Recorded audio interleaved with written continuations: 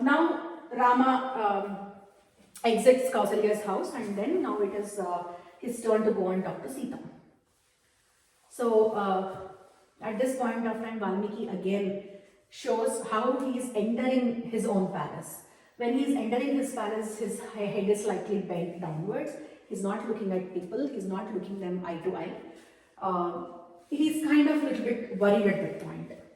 And he enters the inner rooms of his palace where Sita is seated. And the minute Sita looks into the face of Rama, she understands. She starts trembling. She understands. She already understood that there is something going on. There's something. She's afraid. Like she's scared. What happened? So why is that so? Why is that Rama was very stable in front of Kausalya, very stable in front of Dasharatha and Kaikeyi, and why is he like this in front of Sita? Anybody can guess? Yeah. Because he doesn't want to leave his wife most. He doesn't want to leave his wife. That is okay. Maybe he wants to. You need to be louder. Nobody had lunch or what? Okay, so maybe because he's trying to stay strong for his wife, but then he just mentally breaks down. Or maybe because Kausalya and Lakshmana were like arguing, like no, stay back, and now he knows they're sad, and now what will Sita do? Okay, no.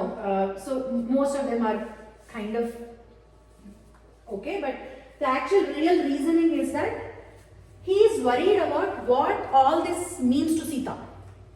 He is thinking from Sita's perspective. He is not thinking from his perspective. He is not worried that I have to leave Sita, so I will be sad, I will miss her. That's not what he is thinking. What does this entire thing mean to Sita? So Rama obviously doesn't want Sita to come along with him to forest, because he loves and cares so much about her. He is concerned about her comforts. He wants her to be comfortable, and she has always been a princess. She was Janaka Maharaja's daughter herself, and there was nothing that she did not know comfort that was not given to Sita till now. And forests are not some picnic spots.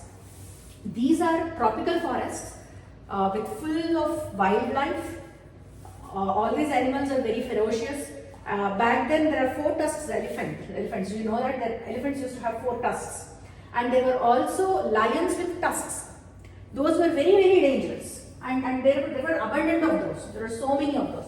And most of those wild animals or varieties are extincted. They are extincted right now.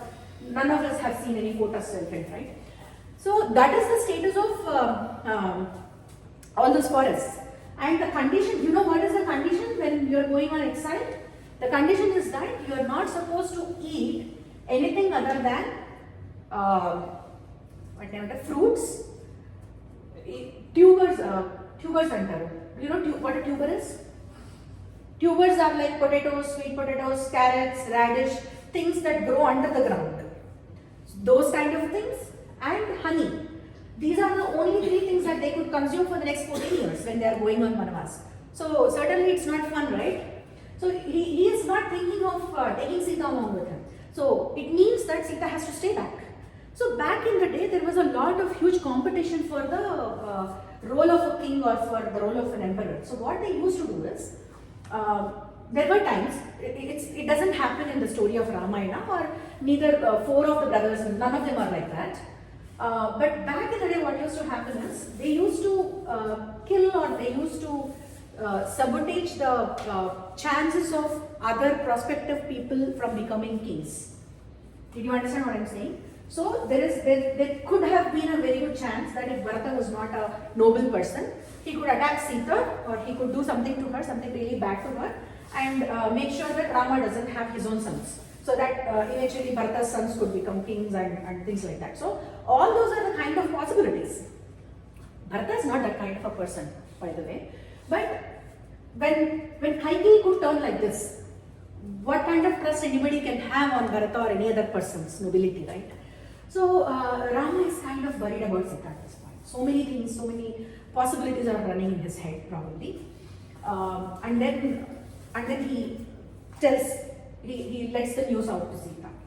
And then he goes on to tell her, okay, while I am gone, while I am on the exile, you please take care of my mother Kausalya, because Kausalya needs attention and I am not there, and with me gone, there is nobody else left for Kausalya, and you need to be her attendant. Take care of her, involve yourself in a lot of prayers, lot of rituals, all those things. And he specifically mentions how she should deal with Bharata, because Bharata will be the emperor for the next 14 years, and he tells her not to get into any kind of conflict with him, because there's a possibility of her getting into a conflict, because that is actually her husband's position, which Bharata is getting. So don't get into that kind of a thought process. Don't do anything that doesn't please Bharata. So be careful. And he goes on to say this. At that point of time, Seetha is super annoyed. Seetha cannot take it anymore, and she starts laughing actually. That is what Valmiki says. She starts laughing, and she's annoyed by her husband, and that annoyance is also, she's angry with him. But that is, in her anger also, she can only show affection in her eyes towards Rama. That's all. And one thing I forgot to mention is, do you guys remember when soon after Rama and Seetha they got married, she came to Ayodhya. The way they built their bond is that mere look of each other, they know what is going on in the other person's mind. So the minute Rama entered the palace of Seetha, the room of Seetha, Seetha looks at him and she knows immediately that there is some trouble that has come, that has fallen on them. So that is a level of relationship, or that is the depth of the relationship of Rama and Seetha. So now, and she's laughing, and now she's cutting him off and saying that, enough. I don't know what kind of words you're throwing at me. I don't understand any of them. I really do not understand any of them. If you are going to exile, do you think I will stay back here in Ayodhya? I am always with you. Wherever you are, I am always with you. There is no other way of saying it. Where you go and I come along with you. That is how it is going to be. And then Rama says, no, this is the general conversation between them, right? You are a princess. You have never seen. You don't even know what kind of troubles you might get into when you are in the forest. It is not going to be, it is 14 years. It is not a picnic, it is 14 years of exile. And you will not have, some days you will have food, some days you will not have food. There are a lot of wild animals, anything can attack you. And you being very soft, very delicate woman is not meant to be in the forest. You belong to palaces, you belong to castles, not forests. That's what he says.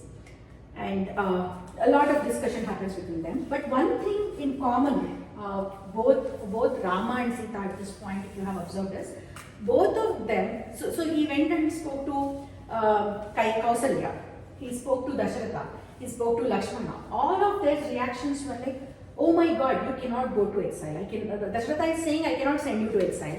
Lakshmana is saying, prison the king and then take over the kingdom. Kausalya is saying, you are my son too. If you are bound to your father's words, you are bound to my words too. That is her reaction. But here Seetha is not arguing. You cannot go to forest, or you cannot go to exile. There is no question in Seetha's head. Seetha knows what is dharma. Seetha knows what is the right thing to be done. She is only arguing about her accompanying her husband. She is not arguing about whether Rama should go to the forest or not. That is not the question here. So they are the same in thinking. Rama and Seetha are exactly thinking the same way, right?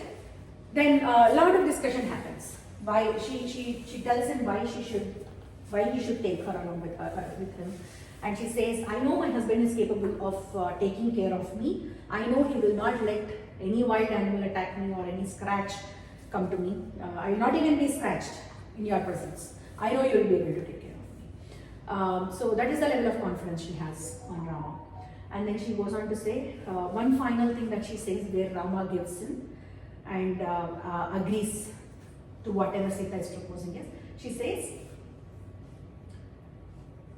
wherever you are, that is heaven to me, and without you it is hell. It can be a palace, it can be a forest, it can be ocean, it can be anything. Wherever you are, that is heaven to me. That's it. At that point of time, Rama, you will see Rama becoming emotional, very emotional only in few scenes. He's very well balanced. But he also, tears well up his eyes, and he takes her into his arms and says, I will take you. I will take you along with me. I knew that you would say this, and I wanted you to say this. I did not want to put my opinion, impose my opinion on you. That is the reason I said I will not take you. But he also wanted to take Seetha. He doesn't want to leave Seetha. Because there are a lot of other factors also involved in this. He doesn't know, he cannot really trust Kaikeyi or Bharata. He knows Bharata is a noble man.